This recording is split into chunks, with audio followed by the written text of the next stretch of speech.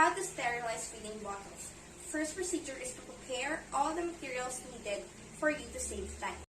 First, sterilizer. I'm going to use casserole and stove instead, basin, plastic mat, calibrated feeding bottles, tongs, bottle brush, nipple brush, sponge, and a soap intended for cleaning the bottles. Make sure you wash the feeding bottles before sterilizing it. So let's put the feeding bottles in the basin and disassemble it. Let's disassemble the nipple from the crown.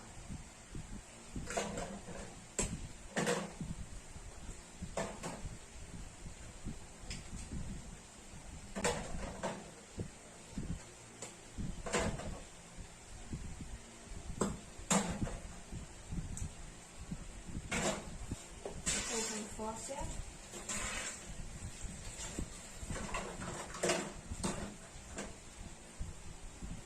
Let's use sponge, bottle brush, nipple brush, and the soap intended for feeding bottles. So let's put some.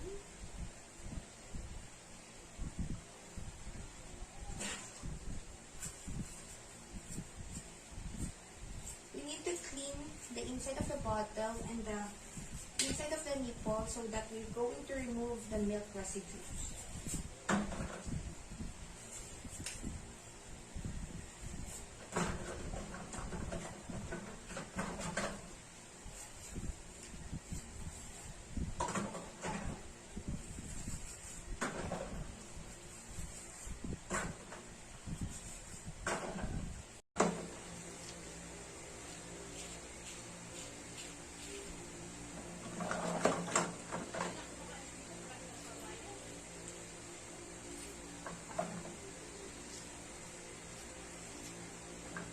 Let's use the sponge for cleaning the outside of the bottles and the cups.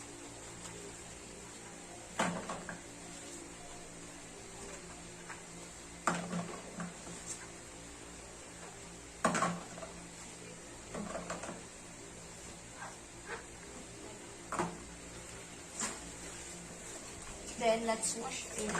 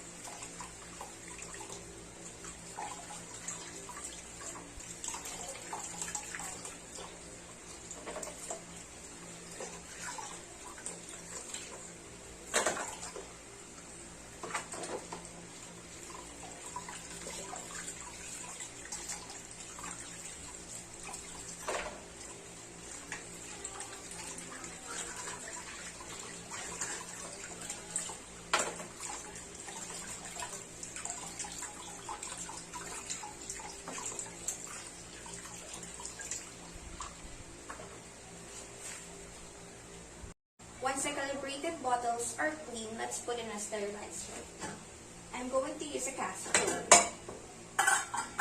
Let's put first the hardest part of the bottle, so that we're going to prevent damage to the smaller ones, which are the nipples.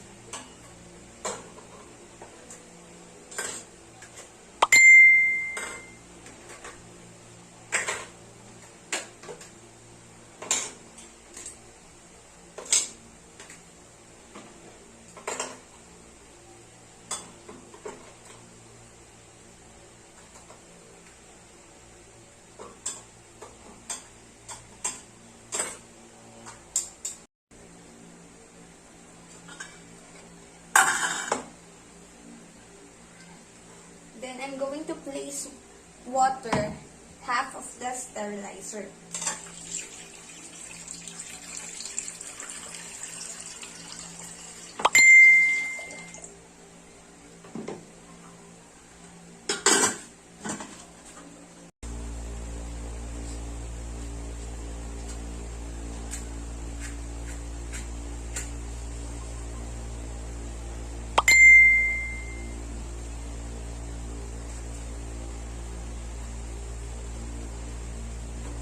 Let's put it on the highest flame so that the water will boil.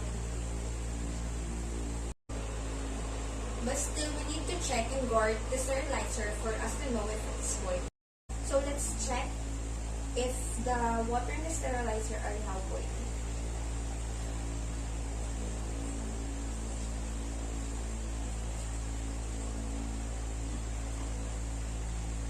Okay, it is now boiling. After the boiling point takes place, let's put the flame into the lowest flame, and then we're going to time it in about 15 to 30 minutes so that the microorganisms during those times will die.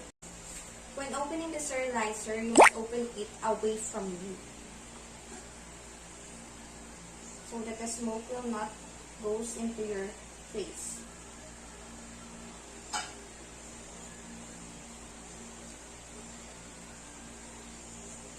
Then we're going to put the bottles in a clean towel and let it dry. To put the sterilized bottles in the clean towel upside down to dry it.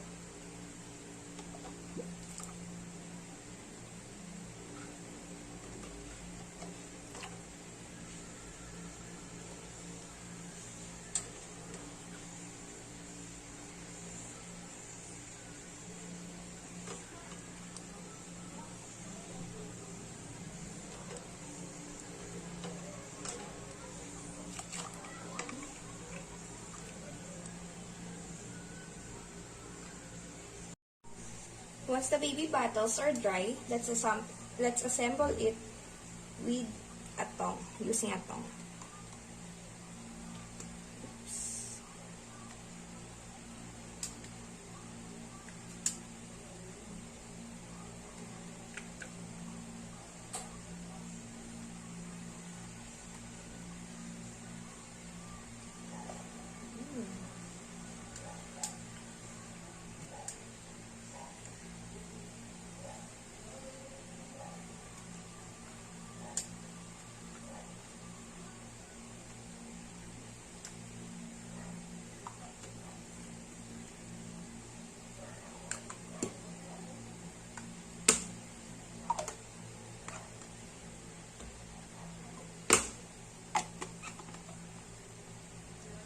So we're now done. Preparing milk formula, let's wash our hands first.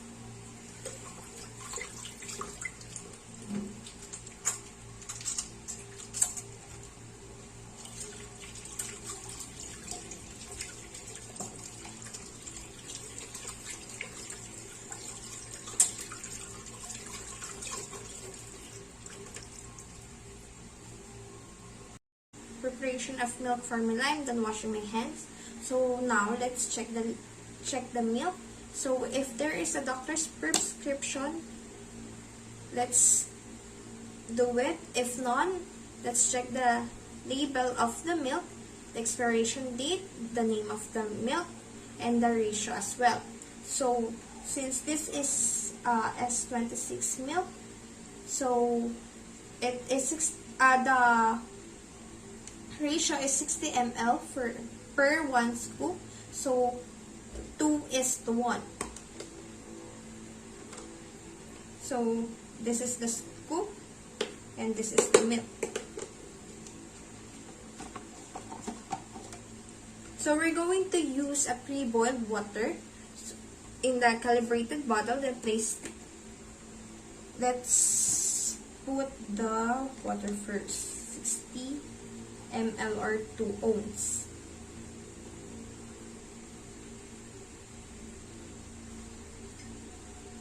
Oops. Sterilize.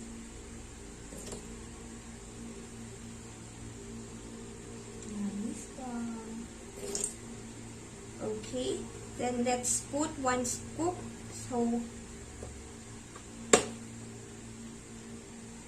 we're going to use this one to flatten the milk.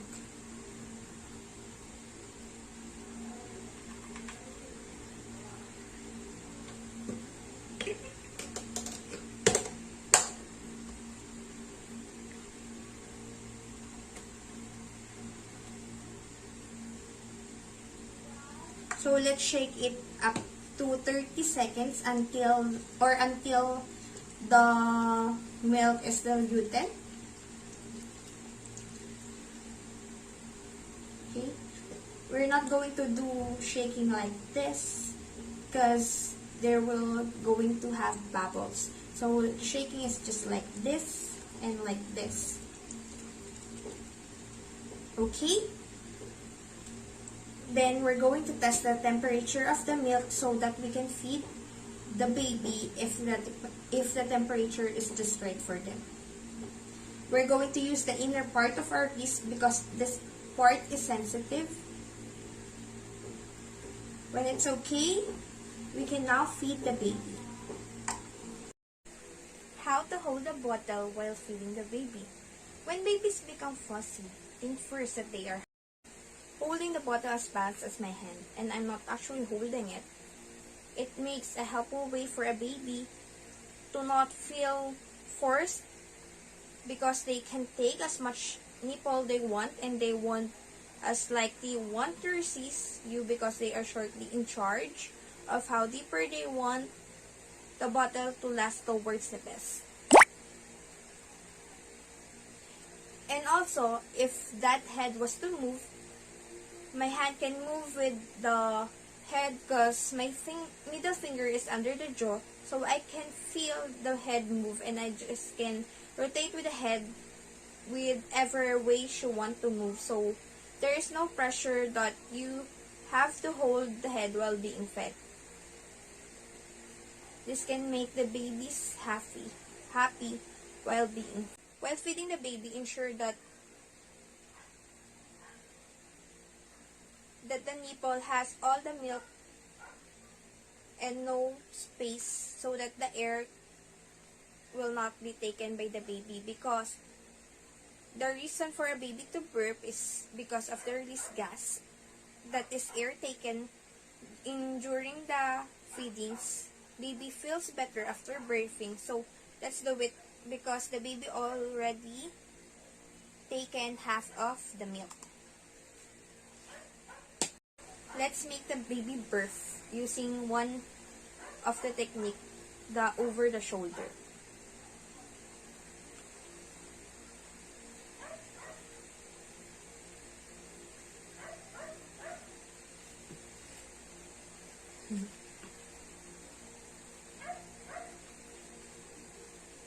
Let's make the baby birth and let's use the one of the technique, which is the over the shoulder.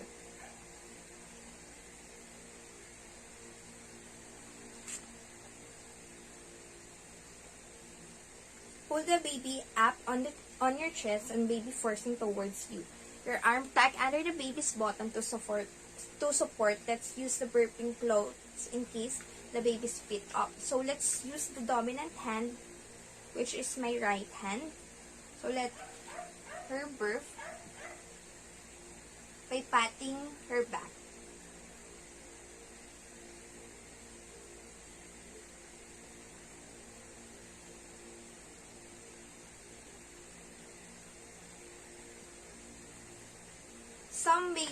Some babies do not burp, so it is okay. And most babies that is being fed by their mother by breastfeed is less doing of a burping.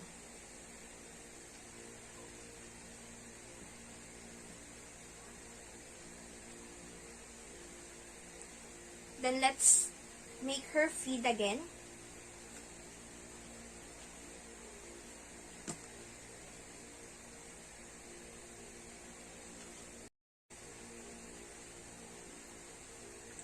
Once the baby is done drinking her milk, let's make her birth again. Let's birth the baby using on the lap method or technique.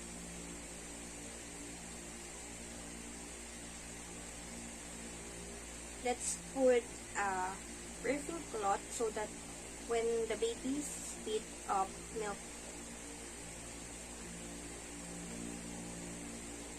let's put our 4 fingers in the palm and use it as short of weight and the palm using as a support in the chest. Use the dominant hand in patting your baby's back.